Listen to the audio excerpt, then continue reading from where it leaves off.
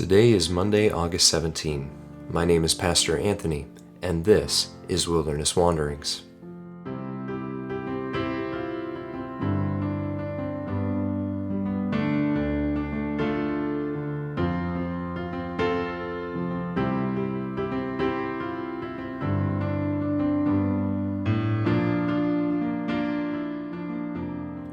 Today our text comes from Psalm 27.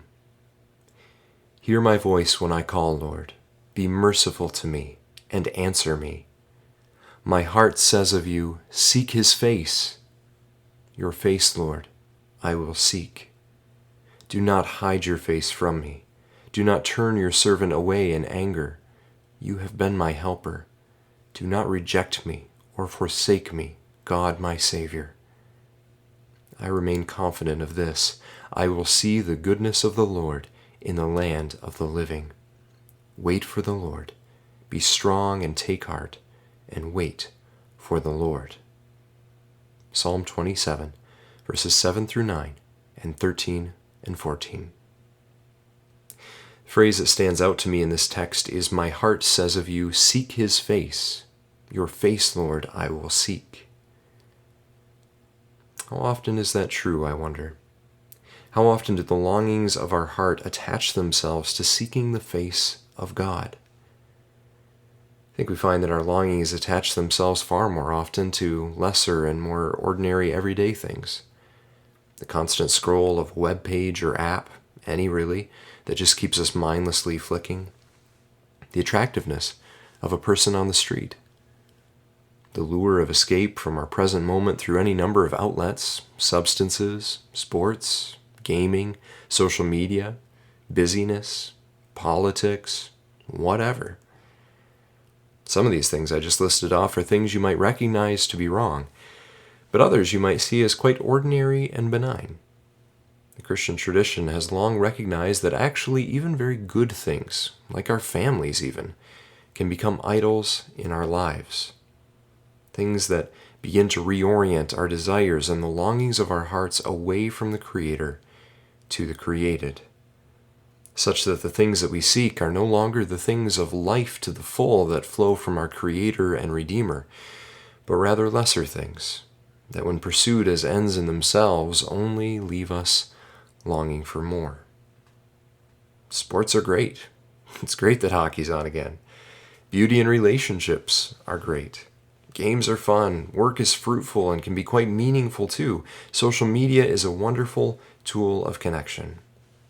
But they are, all of them, meant to be received as good gifts of God that draw our eyes and attention to Him. None of them are ends in themselves.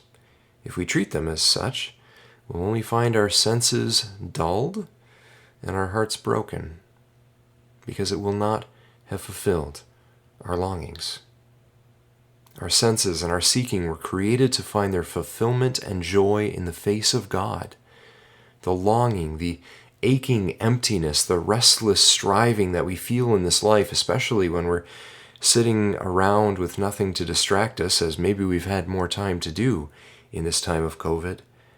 Each of those are the cries of our heart to seek His face. But we tend to attach these longings, our loneliness, and our strivings to lesser things instead, because we fear that we won't be received by God when we stand in His presence or when we do seek His face. Whereas we know that our phone screen, which we can easily hold, see, and control, will always accept us, even if we come in our pajamas at noon with our life in a mess.